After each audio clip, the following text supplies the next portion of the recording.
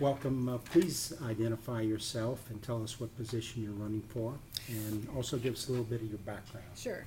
My name is Kathleen Passidomo. I am a member of the Florida House of Representatives. I was elected in November of 2010 to represent the City of Naples, City of Marco Island, City of Everglades City. I've lived in Collier County for 33 years and practiced law in Collier County for 33 years. I've been involved in a myriad of community activities, beginning from pretty much the day I moved to Collier County and continuing today. And you're Republican running in the August primary. Yes. And tell us about the last campaign. Did you have opposition? I did. Initially, I had two opponents in the 2010 campaign, who both of whom ultimately dropped out. Why do you think it's important? Why do you want to go back to Tallahassee? You could stay very busy here in Naples. What makes you want to go back to Tallahassee? Well, I love Collier County. There are so many things that I've done over the years practicing law and involved in community organizations and activities where we were hamstrung by issues that were state related. One of them, for example, and the reason I ran in the first place was the problem we were having with our local economy and the number of foreclosures and the number of jobs that we lost in our community alone. In 2008, we lost 14,000 construction jobs. And on a local level, there's only so much you can do. So I made the commitment to go to Tallahassee to represent my community, to try to bring back to our community legislation that would be beneficial to our community. And I want to continue that effort. I started off, as you can imagine, you're new up there, there's a learning curve. Went through that learning curve. Of course, I'm still learning every day. Mm-hmm. But I feel like I made some inroads in Tallahassee, and I want to continue that. Inroads in what areas? Well, first of all, you get assigned to various committees, and I was assigned to several judiciary committees, the Judiciary, Civil Justice, and I was involved in some early legislation last year, just as a committee member, and then this year I was asked to, by the Florida Chamber, for example, to carry a very important bill to them, which I did. And I think that happens as you've been in the process over time. You become more in more leadership roles. I'm hoping to get a committee chairmanship this year or a vice chairmanship, and I want to take a lead role in some additional initiatives that will help our community. Like foreclosures again? Well, I think I am going to file that bill again. I've spoken to members of the Florida Bar Real Property section who are meeting, I believe, this weekend at their annual meeting, and they're going to talk about it. I've talked to some of my colleagues in the House. Now that I know more people up there, I think we could create, I think the bill was good, and it passed in the House. It didn't pass in the Senate. But I think we've created relationships in the Senate so that now I can bring it back and have that bill pass. I'm very concerned because the number of foreclosures that we're going to see in Collier County, I'm told, are going to just, again, the word tsunami comes up. I hope that's not true, but I think it's going to happen because the lenders have been holding off on filing foreclosures while they got their paperwork in order, as they should have done, getting their paperwork in order, but they're going to start filing those foreclosures. And we're going to go through this again of what do we do with these abandoned homes, with the neighborhoods that are suffering because of the property devaluation. So I think we need to create a structure for the courts to move those cases through the process expeditiously, while at the same time retaining all due process rights of borrowers. My biggest concern, frankly, is the abandoned homes. In those cases, the borrowers aren't there anymore. They're gone. Mm-hmm. And most of the times the lenders don't even know where they are. And so we have abandoned homes throughout Collier County where the neighbors are mowing their lawns because they don't want to have an abandoned home. And I don't think that's right, and I think we need to get those properties back on the market. The other thing is the condo and homeowners associations. You know, it is really tragic that people who've retired down here and want to live out the rest of their life have to pick up the slack and pay the assessments for those people who have abandoned their property and are not paying assessments. And so, you know, we need to kind of sort this all out, and we need to do it through the courts, through the judicial process, but with due process, but we need to get it done. What role does the State House have in that? Well, can that be done now, or well, what legislation's needed? Well, what we need to do is we need to give particularly homeowners and condo associations the ability to intervene in some of these court cases. You know, right now they could file their own foreclosure action, but that's expensive. Some of these associations don't even have the funds to do that. So what I'd like to see is once the lenders have been filing foreclosures and then sitting on them, not doing anything. So now you've got a situation where nobody's paying the assessments to the condo and home associations. The lenders aren't, the borrowers aren't, so nobody is. The condo associations are begging the lenders to move the case along, and the lenders are sitting on it because they don't want to take title or they don't want to pay the assessments. And so the homeowners associations are faced with, do we have to file our own foreclosure with all the issues involved? And there are myriad, and we don't have enough time to go over them, but one of them being that once the association does a foreclosure, they own the property, it's subject to a mortgage. The lender's going to foreclose it at some point, so the association can't sell it. I mean, they could, but there's not enough money to pay off the lender. They can rent it, and hopefully they get enough money to pay assessments. But then what condo association or homeowner association wants to be in the business of property management with the insurance that you have and the real estate taxes and all the other issues? So we need to take a very objective viewpoint of this. We need to get those homes where these are occurring, particularly the abandoned ones, back in the stream of commerce and get families living in there who are going to be. But how do you do that as well, a legislative body? Because right now the foreclosure process is broken. The courts are swamped with them. The lenders are not moving the cases through. Right. If we give the proposed legislation that passed the House last year would have allowed the condo and homeowners associations to go right to the judge and say, Judge, this lender is not moving this case through the courts. Please issue an order requiring them to get a judgment and get it through. Mm-hmm. One of the problems is the lenders go through the process, they go right up to the judicial sale, and then they cancel it. If the condo or homeowner association could say, no, we don't want you to cancel the sale.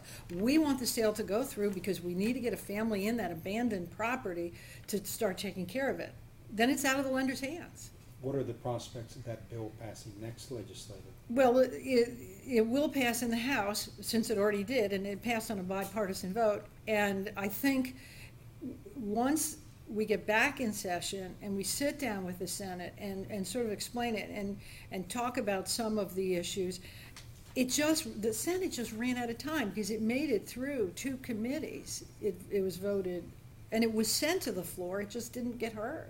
In the time frame, you talked about a tsunami of more foreclosures Right. on the way. How does this all fit into the timetable? You know, next session is Right, I know. Winter, and you're talking spring before anything, and then probably summer before the law. That's a right. year from now, before the law kicks in. Well, you know what? This problem was not created in a day, Nope. and it's not going to be fixed in a day. And if we hide our head in the sands and say and put it off to another day, it's still not going to be resolved. So we need to do it. There was some discussion about doing non-judicial foreclosures and the like, and I'm dead set against that. In fact, my predecessor had filed a bill that would have allowed for non-judicial foreclosures. I wasn't even in the legislature at the time. I was on the Collier County Foreclosure Task Force, and I vehemently opposed that bill, sent people to Tallahassee to oppose that bill. We can't do it non-judicially. We have to have the judges involved, but we have to give them the tools to move the cases along. And I am not taking the position that, I want to throw people out on the streets. Most of these cases are cases where they're abandoned properties, or the borrower has been living in those properties for 2, now we're up to 3 and 4 years without payment of any mortgage payments, but without paying assessments, taxes, in many cases insurance. Did the fundamental pushback in Tallahassee come from people who were concerned about mortgage holders' rights, or was it people concerned about banks? Well, there were 2 issues. The 2 biggest complaints were, it was in the guise of mortgage holders' rights, but I think a lot of it was political. The first thing was many of the people who were against the bill came from lawyers who practice in an area of foreclosure defense. They advertise, if you pay me a monthly retainer, I will keep you in your home for years without having to pay your mortgage payments. Now, when you have a borrower that's faced with a $1,200 mortgage payment and a $300 retainer, it's sometimes an easy choice. That's the first thing. And the other, your other question was, we were talking about borrowers' rights. Oh, and the banks. We passed a bill again in the House. It was HB 1331, I believe, which made it a 3rd-degree felony to record a fraudulent document in the public records. Mm-hmm. That was a bill that passed the week before my bill did, and the naysayers of my bill never said a word about that because they didn't care. They just wanted politically to because it was. For whatever personal reasons, they were against that bill, and so I think what we might do is combine the 2 this year. And then that way, it'll ferret out people who are really concerned about borrowers' rights. Because I am too. I mean, I've been practicing real estate law for 33 years. I am not, by any way, shape, or form, interested in throwing people out on the streets. What I am interested in doing is protecting our communities. And that's critical. Does that resonate with other parts of Florida, or is that special to us? No, I think that's, you hear that throughout the state, You do, okay. Particularly with communities that have a lot of homeowner associations where, most of the maintenance obligations of the communities are through assessments. A lot of these associations, you don't mow your own lawn, you don't paint your own houses, you don't maintain your own roofs. The Condo and Homeowner Association does. They insure it, they maintain it, and if 1, 2, 3, 4, 5 people are not paying their fair share, that leaves it on the rest of the members. Sure does. And that's a real tragedy. And so there are a lot of communities around the state that are I mean, I've heard stories of some older folks. I mean, I'm talking about people in their 70s, 80s, and 90s that are mowing the lawns because they can't afford a management company because there's not enough money to pay them, and that's wrong. Is there anything from on the circuit court level that can be done by circuit to circuit to speed things? Well, what we have done in that was really important is we fully funded the courts. We've given them additional. Fully funded? Well, to handle the foreclosures, we've given the courts additional funding in this year so that they could retain senior judges to help move these cases through the courts. So that's one thing we've done. But if you have, and part of the problem too is that with the great numbers of foreclosures that were filed, other cases were not being handled. The number one priority of the court system is you got to do the criminal stuff because the time frame is very strict in terms of first appearance and hearing dates and the like. And if you don't do that, then you lose. So you had to make sure the criminal courts are funded. Then you've got the foreclosures, which are important. So leaving civil cases, we're languishing. And so we need, that's something that is really important. You mentioned possible chairmanships. Do you have your eyes on particular committees? I do. I want to keep the committee's assignments that I currently have. We have a new speaker coming in, and we'll have new members, so it'll be up to them. I love the judicial and civil justice. Every important piece of legislation that's on a civil type side, I mean, not including healthcare, because that goes through a whole different system, if you will, comes through civil justice and judiciary, and that's my background, that's what I love. But I also have been very interested in the education committees because, I served on the K through 20 innovation, and I loved that because there was so much energy that we were able, that we had last session. The governor's emphasis on education, our kids, and it's something that I've thought about for years, and I'm really pleased to be part of it. It's different nowadays. When we went to college, and we're all about the same age, you're all a little younger than me, but everybody had a job when they got out. And you could graduate with a degree in English or a degree in history, a degree in, just the basics, and you'd be able to get a job at a bank, or you could go on to grad school or law school or whatever. Today, our kids don't have that luxury of having jobs waiting for them. And so we can't graduate students who really don't have any skills. And so one of my goals is to make sure, and I think it's a goal of the entire legislature and the governor, that our students are workforce ready when they graduate, and which is why we emphasize science, technology, engineering, and math. As a elected member of the House of Representatives, what was your thoughts on the recent news about the FCAT? How did that strike a lawmaker? It was almost devastating to hear that. You can look at it from two ways. Number one, the school systems knew that the test was going to be harder. Mm-hmm. The problem is there wasn't enough time to prepare for it. It was like the year before they announced they're going to have a harder test. There are people of several minds. There are some people who think that we should not rely on FCAT scores and the like. The problem we have is that's the system in this whole country right now. So if our students don't have to take tests when they get through high school, and if they want to go to college and they're not used to taking tests and getting scored on test taking, they're not going to be able to get into college, because until the colleges relax their requirements in terms of SAT scores and the like, then our students are going to have trouble getting into competing around the country. Now, I would love if learning was not related to taking the test. I really would. I mean, right now that's just not the way. And maybe that'll change, and maybe it wouldn't. On the other hand, what's wrong with taking a test? And what's wrong with learning and then being tested on your learning? I think our emphasis needs to change to be, we need to instill in our kids a love of learning. We need to get in the early grades. Have you ever been to any of the kindergarten classes or the elementary school? Those kids love school. They come in and they're excited. The teachers are at least in Collier County. I haven't been around the state. I've been in these classrooms. The teachers are energized. The kids are learning. They're all got their hands in the air. And the enthusiasm is palpable. What happened? What happens when they get to high school when they're half asleep?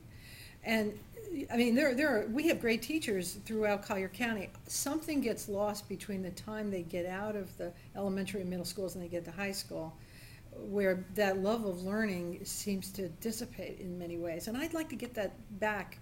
And maybe the other thing that I think is really critical is identifying kids' interests and their abilities. What do they want to do when they grow up? Not everybody's going to go to college. Not everybody is going to go to law school, medical school, dental school, or whatever. We need to identify kids' interests and what they'd like to do, and also give them the understanding that whatever you do is a career, and no career is better than another career. So not every kid has to be a lawyer. If you're a good plumber and you love what you're doing and you're making money and supporting your family and living a good life, that's a good career. And I think for a while there, we were denigrating some of the trades. And I think that's wrong. Do you see any major legislation coming up in the next session along the lines of student testing, teacher evaluations, or are we're going to move along with the bills that were passed 2 sessions ago? Well, here's the thing too. We passed the merit pay bill in 2011. It's barely been Hasn't been implemented. tried. So one of the things that I think we always need to be wary of is passing a bill and then waiting 3 months and saying it didn't work. Okay. We're such we instant gratification. These things take time. So I voted for that bill. I think that's and I've said this publicly, that there are some teachers in Collier County I'd pay $1 million to, because they are fantastic, and my kids had them, and my kids learned and got into good schools and are moving along, and those teachers who do a great job should be rewarded for that. And we just haven't gotten the legislation. It hasn't been there long enough. Now, to answer your question, I don't know what's going to happen and be filed this fall, because we can't file anything till after the election, and unfortunately, everybody's spending all summer running for re-election. So I'm working on bills because I want to make sure I'm ready in November. Fingers crossed and everything. But Just to follow up on the FCAT, are you convinced now, some weeks after the initial headline, that the problem was a different standard of academic expectation, or was the problem a technical error, or people were not on the same page about here's the level of what's expected and here's what we prepared for? Was it academic rigor, or was it bureaucratic mistakes? I'm pretty confident it's a little bit of everything.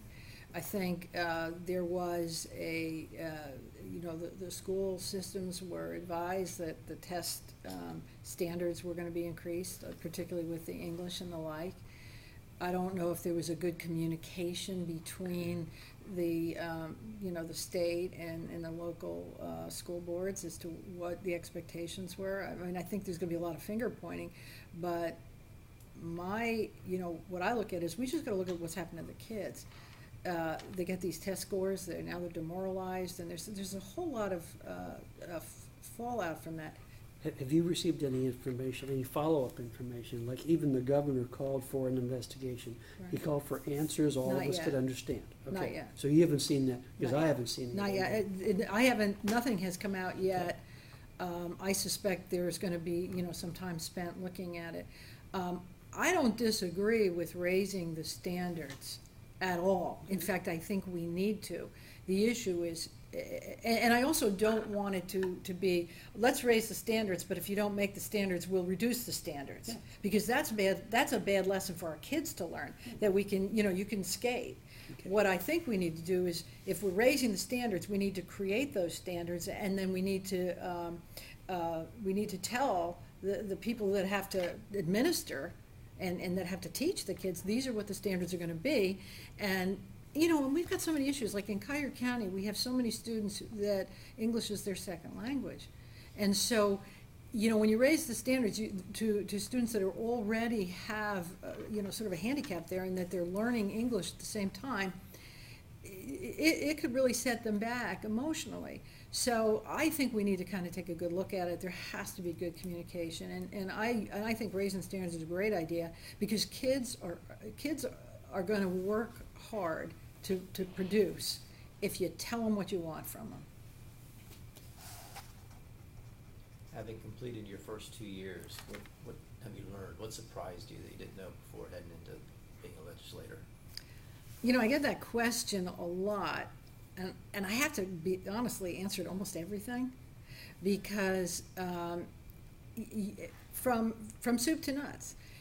As a student of history and government, I understand the nuts and bolts of it from a 20,000 feet perspective, but actually being there is totally different. You start with, the joke is, where's the ladies' room? the amount of reading is unbelievable. You know, over almost 2,000 bills were filed last year. And not every bill gets a hearing, so you know, you don't read every bill. There were a couple that you shouldn't have read because they were kind of joke bills. I don't know why people filed them, but every bill that comes before your committee, you read, you digest, and then the morning of that the bill's being presented, they show up with complete addendums and amendments that are totally different. I learned to speed read a long time ago. Thank God for that. And secondly, having practiced law and learning how to read statutes made a big difference for me, because you know, I'd be at 2 or 3 in the morning reading bills that were coming up the next day. And I could kind of wade through what was current law, what was new law, but that was kind of a sort of a shock and a surprise, and that was. But I liked it. I enjoyed that. You know, people would you know, we would have these conversations. You'd call somebody, and actually this is true. There were disciplines that I wasn't aware of. For example, we had a huge alimony bill that came through. Huge. It passed in the House and then it died in the Senate. It would have completely revamped the whole alimony law. And I practiced real estate law. I wasn't as familiar with alimony law. The bill did not come, it came to my committee, I got it like the night before, and I'm reading it, and it's 11:30, and oh my, now what am I gonna do? So I picked up the phone and I called one of the attorneys that I know in Collier County who practices marital and family law. And by then it was 11:30, and I said, I'm sorry to wake you up, but could you please, I'm going to email you something. Would you read this with me, and let's talk about it. And one of the things that it's probably not one of your questions, but the best thing that we have going for us in Collier County is that we have a great community of engaged, concerned citizens. So whenever I had a bill that came to any of my committees or that came to the floor that I was concerned about, I had people that I could call, that I could trust, that did not have political agendas, that only looked at it from how good would this be for our community? And I was able to do that with almost everything, and particularly education bills. Kamala Patton was terrific. I called her again at all hours of the day and night to discuss certain bills, and that was very helpful to me. You mentioned an engaged and concerned community, and we've talked about education, property foreclosure, and the like, and how that plays in. What are 2 or 3 other topics that are, in your view, the most concern to Collier County area? Well, obviously our economy, and that's of course on a statewide basis. What is the legislature doing to bring jobs to our community, businesses to the state of Florida? And I got to give the governor a lot of credit. I'm kind of proud that he's from Collier County. He's done a yeoman's job in attracting businesses. Does that give you a little extra access? No. In fact, I live about 1.5 miles from him, and I rarely see him. I mean, he's jetting all over the state and meeting with people, with companies, so bringing our economy back is important. Has he brought any jobs to Collier County? Well, I would think that he's worked at some businesses. I know that he spent a lot of time with Reinhold Schmieding at Arthrex. And there was a time there when Arthrex was seriously considering moving out of Collier County because of, I kind of missed it all, but it was something to do with issues with the county. And I know the governor met with him. And I don't know if that was a definitive factor, but Arthrex is now, they've broken ground out in Immokalee in that facility, and it's. What role should the state rep from this area play with economic development and the redefinition of the EDC in Collier County, if any? Well, I wouldn't presume to get in the middle of whatever decisions they make. But as a state representative, what I can do is make sure that whatever legislation we pass in Tallahassee and the budget that we pass takes into account the economic development. For example, setting up the Department of Economic Opportunity the governor set up, and making sure that it was funded so that there would be initiatives around the state. and also being able to know what by being in Tallahassee and communicating with other legislators and knowing what they're doing in their communities, it really gives me a sort of a leg up on where we fit in the whole scheme of things. We've got about 30 seconds left. What would you like to leave us with? Anything we didn't ask you about? Any topic that? Well, we could go on. We can go on for hours. I mean, because I really I love this job. You know, it's sort of a culmination of 33 years in our community, and you know, I want to make sure that Collier County remains the wonderful place it is with the wonderful people there is, and you know, that's why I'm running for re-election. It's not easy, you know. You got to have broad shoulders. People are always taking pot shots at you, but hey, you know, it's part of the job. Kathleen, thank you. Thank you. Thank Appreciate you. it. Good luck with the race.